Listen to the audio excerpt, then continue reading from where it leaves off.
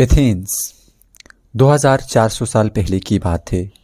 ये एक well developed city था और इसमें जिम्नेज़ियम, थिएटर्स वगैरह सब कुछ उस वक़्त मौजूद था।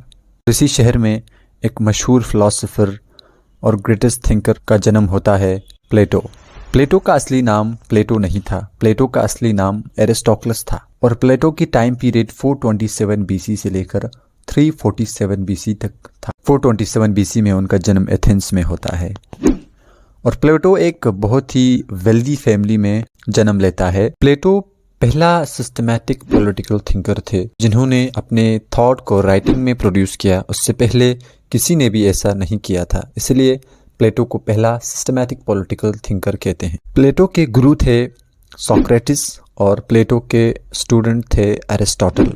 एरिस्टोटल को फादर ऑफ पॉलिटिकल साइंस कहा जाता है। प्लेटो के इंस्टीट्यूशन का नाम एकेडमी था, जहाँ पे वो लोगों को पढ़ाया करते थे और इस इंस्टीट्यूशन में प्लेटो मैथ्स और साइंस के साथ साथ मोरल एथिक्स भी पढ़ाते थे। प्लेटो ये भी पढ़ाते थे कि हाउ टू बी गुड, कैसे अच्छा इंसान बनना है। सोक्रेटिस का डेथ प्लेटो की कैरियर का एक डिफाइनिंग मोमेंट था। सोक्रेटिस के डेथ के बाद 399 बीसी में प्लेटो अपनी जगह एथेंस को छोड़कर चला जाता है और 386 बीसी में लौट कर वापस आता है।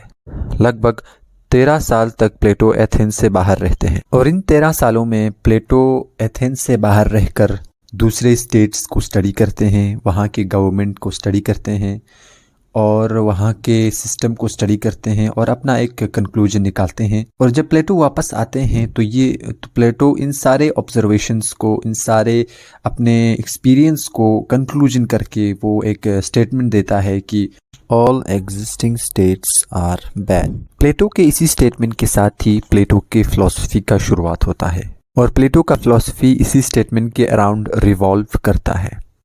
प्लेटो को लगता है कि दुनिया में जितने प्रकार के स्टेट और गवर्नमेंट है वो सब बुरे हैं, अच्छे नहीं है। और प्लेटो इस क्वेश्चन का आंसर करने की कोशिश करता है कि एक आइडियल स्टेट कैसा होना चाहिए, एक अच्छा स्टेट कैसे होना चाहिए। प्लेटो को ही डायलेक्टिक्स का इन्वेंटर कहा जाता है। प्लेटो ने ही अपने फिलॉसफी को रिटन डायलॉग की फॉर्म में लिखा था, यानी कि 2-3 लोग बैठे हैं और आपस में बात कर रहे हैं और वो लोग जो बात कर रहे हैं उसी डायलॉग को वो लिखते हैं और एक किताब बनाते हैं। उसी को हम डायलेक्टिक्स कहते हैं, यानी डायलॉग के फॉर्म में उन्होंने अपने फिलॉसफी को रिप्रेजेंट किया है। तो इसीलिए प्लेटो को ही हम डायलेक्टिक्स का इन्वेंटर कहा जाता है।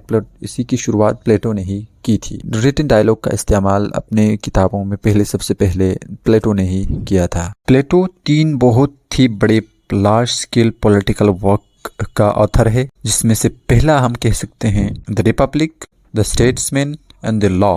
ये बहुत ही फेमस पॉलिटिकल वर्क हैं प्लेटो के। प्लेटो के काम को हम क्रोनोलॉजिकली 4 ग्रुप्स में डिवाइड कर सकते हैं: अर्ली, ट्रांजिशनल, मिडिल और लास्ट।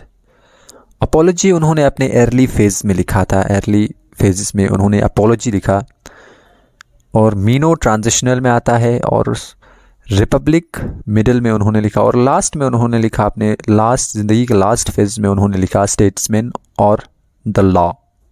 और एग्ज़ाम में अक्सर प्लेटो के राइटिंग्स को पूछे जाते हैं, स्पेशली द स्टेट्समैन और लॉ।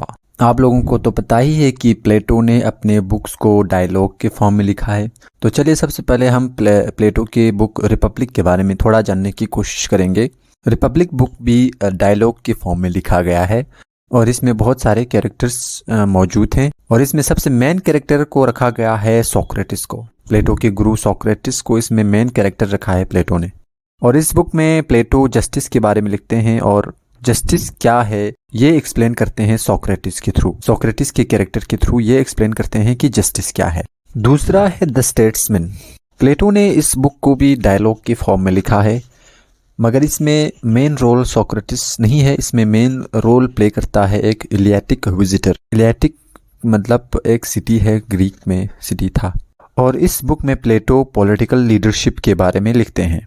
और प्लेटो का तीसरा फेमस बुक द लॉ, ये प्लेटो का सबसे लंबा काम है और इस काम में लगभग 12 किताबें प्लेटो ने जोड़े हैं और इसमें मेन रोल एक एथेनियन स्ट्रेंजर प्ले करता है मेन रोल, क्योंकि ये बुक भी डायलॉग के फॉर्म में लिखा गया है। तो अभी तक हमने प्लेटो के बारे में एग्जाम पॉइंट ऑफ व्यू से उनके वर्क्स को पढ़ा।